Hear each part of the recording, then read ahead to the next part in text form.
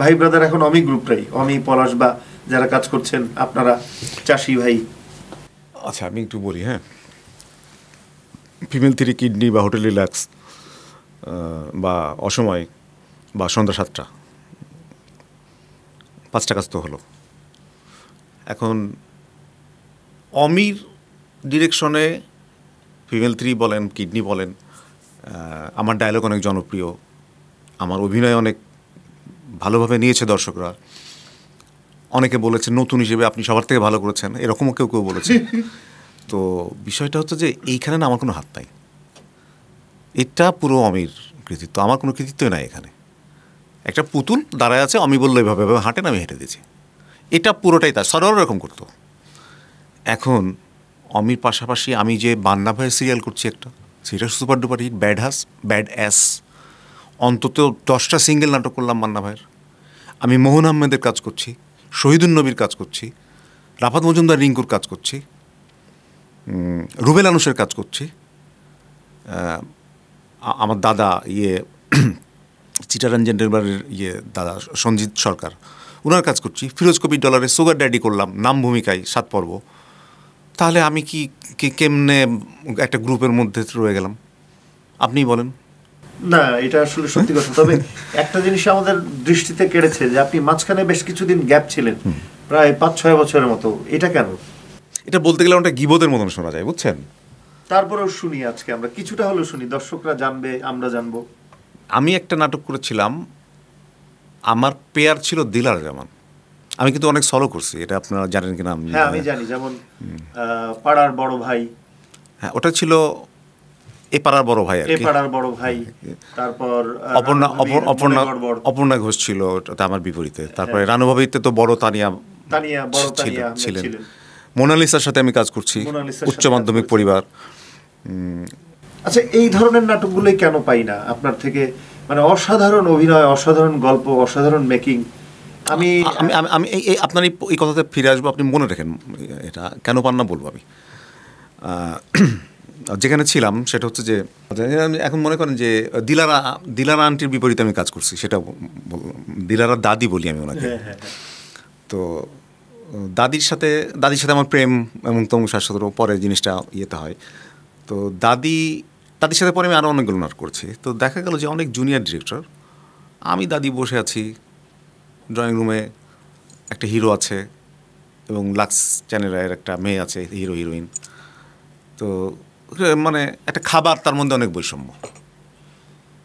তো এটা আমার যে দিলারা জামানকে তুই তো চিনিস না আসলে, অনেক বড় মাপের অভিনেত্রী আমাদের দেশে। হ্যাঁ, আমরা এক জায়গায় তো পুরি হচ্ছে, যে পুরি খাওয়ানো হচ্ছে, আরেক জায়গায় যাচ্ছে গ্রিল। এটা তো মানে পুরি গ্রিলের কোনো ব্যাপার না, ব্যাপারটা হচ্ছে যে মানসিকতাটা এটার। তো এরকম কিছু ব্যাপার ছিল। টেলিভিশন নাটকের বাজেটেরও একটা ব্যাপার ছিল, যে ডিরেক্টরদের কিছু কাজ ছিল না। 1.5 লাখ টাকা বাজেটের মধ্যে নায়কই বলে আমার দেওয়া লাগবে 50,000, নায়িকা বলে আমার দেওয়া লাগবে 75,000। তো শেষ তো ওখানে। আর কাস্টিং কেমনি করবে তারা? ওই অ্যাসিস্ট্যান্ট দাঁড় করে দিল, প্রডিউসারের ছোটো ভাইকে দাঁড় করে দিল, এরকম দিনও তো ছিল। তো সেই কারণে আবার নিজের ব্যক্তিগত কিছু কারণে, অসুস্থতার কারণে সব মিলাই 6-7 বছরের ব্রেক ছিল। অভিমানও ছিল কিছু। আমরা আপনার এই অভিমান আর দেখতে চাই না। আপনি সব সময় আমাদের মাঝে কাজের মধ্যে থাকেন। আর এখন আপনি আচ্ছা, আমার প্রশ্নের উত্তর দিয়ে দিই। জি, যে কেন উচ্চ মাধ্যমিক পরিবারের মতন দেখেন না, কেন রানুভাবির মতন কাজ দেখেন না? দেখেন না কেন? সন্ধ্যা 7টা দেখেন। আপনি কি সবগুলোকেই সন্ধ্যা 7টা বানাতে চান? আপনি সবগুলোকেই রানুভাবি বানাতে চান? তা তো সম্ভব না। সব প্রোডাকশনে কি ভালো হবে? বরঞ্চ আগের থেকে তো আমি আরও অনেক মানে অ্যাক্টিংয়ে অনেক ভেরিয়েশন নিয়ে আসছি, অনেক ধরনের ক্যারেক্টার করছি আমি এখন হয় কি না, আমি বলতে চাচ্ছি ওই ধরনের নাটক এখনও হয়। তখনও আসলে কি সব নাটককে আপনি মনে রাখেননি? 100টার মধ্যে 3টা নাটকের কথা আপনি মনে রাখছেন। এখন 100টায় 3টা ভালো নাটক হয়। এখনও তো কিডনি হয় না? কিডনিকে আপনি কি বলবেন? ভালো নাটক বলবেন না? অবশ্যই ভালো নাটক। তাহলে হয় না কেন হয় না? আর রুবেল আনুসের প্রোডাকশনগুলো দেখেন, লটারি। আচ্ছা, এখন একটা ধারা চালু হয়ে গেছে যে বাজেট ভালো হলে নাটক ভালো হয়, বাজেট কম হয়ে গেলে নাটক ভালো হচ্ছে না। এটার কি কোনো ব্যাখ্যা আছে আপনার কাছে? কম বাজেটও তো ভালো নাটক হতে পারে। আবার আরেকটা ক্ষেত্রে যদি আমি আসি, অনেকে বলে যে এখন ইউটিউবের নাটক ভালো হচ্ছে, আগে বলতে ইউটিউবের নাটক ভালো হয় না। আসলে টিভি বলেন, ইউটিউব বলেন, যে কোনো ক্ষেত্রে ভালো মেকিং হলেই তো আসলে ভালো রিপ্লেসমেন্ট করা সম্ভব যে কোনো মাধ্যমেই। বিষয়টা হচ্ছে ভাইস ভার্সা, বুঝছেন? বাজেট তো অবশ্যই এখানে একটা ব্যাপার। আপনাকে একটা সুন্দর স্ক্রিপ্ট দেওয়া হলো এবং ভালো অ্যাক্টর দেওয়া হলো এবং এমন একটা বাজেট দেওয়া হলো, বলা হলো এই কাজটা একদিনের মধ্যে শেষ করতে হবে। আর এই গল্পটা আরেকজনকে দেওয়া হলো, বাজেট অনেক বেশি দেওয়া হলো, দিয়ে বললো আপনি 5 দিন 6 দিন যে কদিন ধরে করতে চান করেন। ঠিক আছে, এখন অনাকাঙ্ক্ষিত কথা একটা বলি আপনাকে, সেটা হচ্ছে যে আমাদের এই অনুষ্ঠানে টেক দেওয়ার সময় প্রথম টেকে আপনার একটা ছোট্ট মিস্টেক হয়ে গেল। আমি কি বললাম, টেকটা আরেকবার দেন। ঠিক আছে, এখন যদি বলে দেওয়া হতো যে এই 35 মিনিটের মধ্যে শেষ করে ফেলতে হবে, কোনো টেকমেক নেওয়া যাবে না, তাহলে আপনি কি করতেন? তাহলে ধর্মারও খাও, ধর্মরও খাও। ধর্মারও খাও। তাহলে আমার যখন অ্যাক্টিং আমার বের হচ্ছে না, তখন আমার একটা সিন 18 বার এনজি হচ্ছে। 18 বার এনজি হচ্ছে, এইভাবে না এইভাবে বলেন, এইভাবে না এইভাবে বলেন, অ্যাটিচিউড ঠিক করেন, এরকম ঠিক হচ্ছে না, এটা ঠিক হচ্ছে না, ওটা ঠিক হচ্ছে না। কারো কারো সিন 46 বার নেওয়া হচ্ছে। একদিনের মধ্যে নামায় দিতে বলবেন আর আপনি একজনের সিন নেবেন 46 বার? সম্ভব? একবারের জায়গায় 2 বার নিতে পারবেন আপনি, কারণ বাজেট তো ফ্যাক্ট। মানে অতি উচ্চ বাজেট হয়তো দরকার নেই, তবে একটা মিনিমাম লেভেলের বাজেট তো দরকার আছে। একেবারেই কিছু দিয়ে যত গুড় তত মুষ্টি, এটা তো সত্যি কথা। আপনি 5 দিন ধরে শুটিং করে যা নামাতে পারবেন, একদিন ধরে শুটিংয়ে কি তা পারবেন? সম্ভব না তো। আপনি রাঙামাটিতে গিয়ে যে লোকেশনটা পাবেন, আপনি কি উত্তরায় গিয়ে সেই লোকেশনটা পাবেন? তাহলে রাঙামাটিতে আপনি ওই বিউটি, এক্সটার্নাল বিউটি নিতে চাচ্ছেন, তাহলে আপনার টাইমিং বেশি লাগবে না, আপনার বাজেট বেশি লাগবে না? এতগুলো মানুষ নিয়ে আপনি যাবেন বাস ভাড়া করে, এসি বাস নিয়ে, তাহলে কেন বাজেটের ব্যাপার না? বাজেটের ব্যাপার তো অবশ্যই আছে। অবশ্যই, যত গুড় তত মিষ্টি। জাস্ট এক্ষেত্রে তবে হ্যাঁ, কখনো কখনো হয়তো ওভার বাজেটের ক্ষেত্রে কিছু টাকা মিস ইউজ হয়। এটা কোথায় হয় না? পৃথিবীর সব জায়গাতে, পৃথিবীর সব জায়গাতে হয়। বাজেট হচ্ছে, মিস ইউজ হচ্ছে, কিন্তু যারা 5 লাখ টাকা দিয়ে নাটক বানায় কিন্তু কোয়ালিটিটা সেরকম হচ্ছে না অনেক ক্ষেত্রে। এই ক্ষেত্রে আমার মনে হয় ডিরেক্টর বা ম্যানেজমেন্টের কোনো মিসিং থাকতে পারে। অবশ্যই থাকতে পারে, কারণ হচ্ছে যে শুধু বাজেট দিলেই আর গল্প দিলেই আর আর্টিস্ট দিলেই তো হলো না। ডিরেক্টরের মুখ দিয়ে তো ডিরেকশনের জিনিসটা আসতে হবে। আমি হাওয়ারি শুটিং করতে গেলাম। হাওয়ারি শুটিং করতে গেলে একজন টপ লেভেলের এখনকার ভিউওয়ালা আর্টিস্ট, ওটা হচ্ছে হিরো। ডিরেক্টরও বেশ পুরাতন ডিরেক্টর, সিনেমা পর্যন্ত বানিয়েছে উনি। ওনার কাজ করতে গেছি আমি। প্রথম সিনে অ্যাক্টর যে, সে সাধারণত সবসময় ডোমিনেট করে, ডিরেক্টরদেরকে ডোমিনেট করে, তার মতন করে ডায়লগও চেঞ্জ করে, কখনো করে।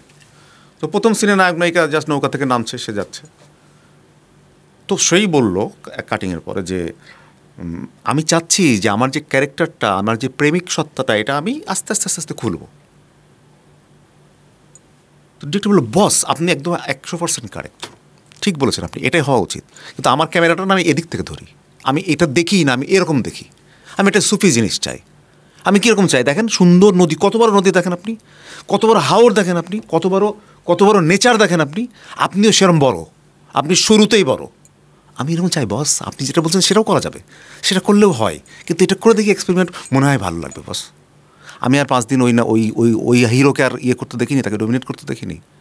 কারণ এত বিনয়ের সাথে এত সুন্দর করে সে তার জিনিস কি জানে, সে জানে যে আমার ফ্রেমটা কি আছে, আমি কি নিতে চাই, কি বার করতে চাই। এখন আপনি কিছুই বলবেন না, বস করবেন, হ্যাঁ বস আপনি যেটা বললেন এটাই ঠিক আছে, তা তো হবেই। সুন্দর একটা প্রসঙ্গে কথা বলছিলাম আমরা, কিছু অ্যাসিস্ট্যান্ট ডিরেক্টর হওয়ার জন্য কিছু শীর্ষস্থানীয় নাটকের নায়কদের বস করছে, এগুলো আমি জানি না, বা মানে আমি দেখেছি দুই একটা ইউনিট, এগুলো আমি জানি না, বস করছে, হিরো যা বলছে ডিরেক্টর ক্যামেরাম্যান নির্ভরশীল হয়ে কাজ করছে। এগুলো তো মনে হয় নাটকের জন্য কিছুটা ক্ষতিকর যদি পরিবর্তন না আসে। এরকমই চলবে, এর মধ্যে থেকে ভালো জিনিস আসবে, মানে সবকিছুই হবে আসলে ভালো। হ্যাঁ, কারণ হচ্ছে যে আমি নিজেও তো অনেক সময় বলছি যে স্যার এভাবে না দিয়ে এভাবে দেবো, আচ্ছা আপনি দেন তো দেখি কি হয়, যদি রাখা যায় রাখবো, না হলে ফেলে দেবো। কই ডিরেক্টর তো আমাকে সুযোগ দিল এবং অ্যাপ্রিসিয়েট করলো, না আপনি ভালো করছেন। আপনি যে ডায়লগ থ্রোয়িংয়ের সময় ধাপ করে উঠে গিয়ে আবার নেমে গেলেন, নেমে গিয়ে যে আপনি যে দুটো ব্যালেন্স করে ফেললেন, আমি এটা আশা করিনি, কিন্তু ভালো লাগছে আমার কাছে। তাহলে ডিরেক্টরের সাথে তো অ্যাক্টরের কোনো মানে যুদ্ধ বাধার কিছু নাই, সবাই তো ভালো জিনিস চায়। যদি যুক্তিসঙ্গতভাবে কথাবার্তা দুপক্ষ থেকে আসে, খারাপ কোথায়? আর আপনি বললেন যে এখন ভাই 10টা সন্তান যদি জন্ম দেন আপনি, তার মধ্যে তো 5টা সন্তান খারাপ হতেই পারে, বা 8টাই খারাপ হতে পারে, বা 9টাই খারাপ হতে পারে, একটা তো ভালো হওয়ার সম্ভাবনা আছে। আপনি জন্মই দিলেন না আর চিন্তা করলেন সব হিরো বার হয়ে আসবে, তা কি সম্ভব? সারা পৃথিবীতে সমস্ত সিনেমা কি মাস্টারপিস? সমস্ত নাটক কি মাস্টারপিস? 100টার মধ্যে 3টাই আছে দেখেন। তাও অনেক সময় জানাও যায় না যে এটা মাস্টারপিস হবে কি হবে না, কখনো কখনো হয়ে যায়। আমি আমার একান্ত মানে খুব কম জানা মানুষের অভিজ্ঞতা থেকে আমি বলছি, আমি ভুল হতে পারি, আমার এটাই মনে হয়। না, তারপর আপনার সাথে কথা বলে খুব ভালো লাগছে, প্রাণ খোলা কথা বলছি। আমি আপনাকে শেষ 2টা প্রশ্ন করব। তার আগে আপনার চলচ্চিত্রের বিষয়টা জানা হয়নি। আপনি টোটাল কতগুলো চলচ্চিত্র করেছেন? খুব বেশি একটা চলচ্চিত্র করিনি আমি, 4টা বা 5টা। 4টা বা 5টা, মানে চলচ্চিত্র অঙ্গনও আপনার পা পড়েছে। হ্যাঁ। আর ভাইয়া, আমরা কথা বলতে বলতে আপনার মুখ থেকেই শুনেছি আপনি খুব ভালো কবিতা আবৃত্তি করেন। আপনার 2-1জন বন্ধুও বলেছিল, যদিও আমাকে চলার পথে। আজকে আপনার কাছ থেকে একটা কবিতা আমরা শুনতে চাই, কবিতার আবৃত্তি। আচ্ছা, মানে আমি কবিতা পড়ি এটা ঠিক আছে, কিন্তু ভালো পড়ি কিনা আমি জানি না আর কি। তাহলে পড়ি, অবশ্যই পড়লে বোঝা যাবে ভালো পড়ি কিনা। আর মনে তো নেই, কিন্তু গুগল তো আছে সাথে। রাইট। এটা হচ্ছে রুদ্র মোহাম্মদ শহীদুল্লাহর কবিতা, অভিমানের খেয়া। এতদিন কিছু একা থেকে শুধু খেলেছি একাই, পরাজিত প্রেম তনুর তিমিরে হেনেছে আঘাত পারিজাতহীন কঠিন পাথরে। প্রাপ্য পাইনি করাল দুপুরে, নির্মম ক্লেদের এ মাথা রেখে রাত কেটেছে প্রহর বেলা। এই খেলার কতকাল আর কতটা জীবন, কিছুটা তো চাই। হোক ভুল, হোক মিথ্যে প্রবোধ, অভিলাষী মন চন্দ্রে না পাক, জ্যোৎস্নাই পাক সামান্য ঠাঁই। কিছুটা তো চাই। আরও কিছুদিন, আরও কিছুদিন, আরও কতদিন, ভাষাহীন তোর বিশ্বাসী ছায়া কতটা বিলোবে, কত আর এই রক্ত তিলকে তত্ত্ব প্রণাম, জীবনের কাছে জন্ম কি তবে প্রতারণাময়। এত ক্ষয়, এত ভুল জমে ওঠে বুকের বুননে, এই আঁখি জানে, পাখিরাও জানে, কতটা ক্ষরণ, কতটা দ্বিধাই, সন্ত্রাসে ফুল ফোটে না শাখায়। তুমি জানো নাই, আমি তো জানি, কতটা গ্লানিতে এত কথা নিয়ে, এত গান, এত হাসি নিয়ে বুকে নিশ্চুপ হয়ে থাকি। বেদনার পায়ে চুমি খেয়ে বলি, এই তো জীবন, এই তো মাধুরী, এই তো অধর ছুঁয়েছে সুখের সুতুল সুনীল রাত। তুমি জানো নাই, আমি তো জানি, মাটি খুঁড়ে কারা শস্য তুলেছে, মাংসের ঘরে আগুন পুষেছে, যারা কোনোদিন চায়নি আকাশ, নীলিমা চেয়েছে শুধু। করতলে ধরে আছে আজ বিশ্বাসী হাতিয়ার। পরাজয় এসে কণ্ঠ ছুঁয়েছে লেলিহান শিখা, চিতার চাবুক মর্মে হেনেছে মোহন ঘাতক। তবুও তো পাওয়ার প্রত্যাশা নিয়ে মুখর হৃদয়, পুষ্পের প্রতি প্রসারিত এই তীব্র শোভন বাহু। বৈশাখী মেঘ ঢেকেছে আকাশ, পালকের পাখি নিরে ফিরে যায়, ভাষাহীন এই নির্বাক চোখ। আর কতদিন নীল অভিমানে পুরে একার কতটা জীবন, কতটা জীবন, কতটা জীবন। চমৎকার। আর 2টি প্রশ্ন। সামনে আপনি এই মিডিয়া অঙ্গনে নিজেকে কি অবস্থায় দেখতে চান, এই একটা প্রশ্ন আপনার কাছ থেকে আমরা জানতে চাই, প্রশ্নের উত্তর। আর দর্শকদের উদ্দেশ্যে যদি কিছু বলেন। আমি কি অবস্থায় নিজেকে দেখতে চাই, মানে সবাই যা চাই তাই, সর্বোচ্চ শিখরে উঠতে চাই, সর্বোচ্চ জায়গায় দেখতে চাই নিজেকে, শ্রেষ্ঠ অভিনেতা হিসেবে নিজেকে দেখতে চাই। তো আপনার স্পৃহা দেখে আমি আপনাকে স্যালুট জানাচ্ছি। আর দর্শকদের উদ্দেশ্যে যদি কিছু বলেন ভাইয়া। দর্শকের উদ্দেশ্যে বলবো যে ইউটিউবে নাটক হচ্ছে, সিনেমা হচ্ছে, ওটিটিতে হচ্ছে, টেলিভিশন হচ্ছে, প্রচুর প্রচুর বাংলাদেশের সিনেমা নাটক আপনারা দেখেন। আপনারা দেখলে আমরা উৎসাহ পাবো। ইউটিউব দেখেন, সব জায়গায় দেখেন, আপনারা দেখলে আমরা উৎসাহ পাবো। আমাদের প্রতি একটা বিশ্বাস রাখেন, আমরা বাংলাদেশিরা আমাদের এই মিডিয়াকে বিশ্বের সামনে, সবার সামনে হাজির করতে পারবো যদি আপনাদের সাপোর্ট আমাদের থাকে, আপনারা যদি আমাদেরকে সাপোর্ট করেন। ধন্যবাদ। অনেক অনেক ধন্যবাদ ভাইয়া আপনাকে।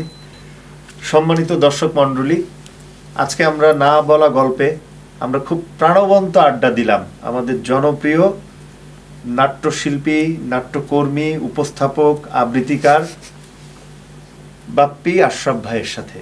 ওনার সাথে আমরা একটা চমৎকার সময় কাটালাম। উনি অনেক কষ্ট করে আমাদেরকে সময় দিয়েছেন তার ব্যস্ততার মাঝে।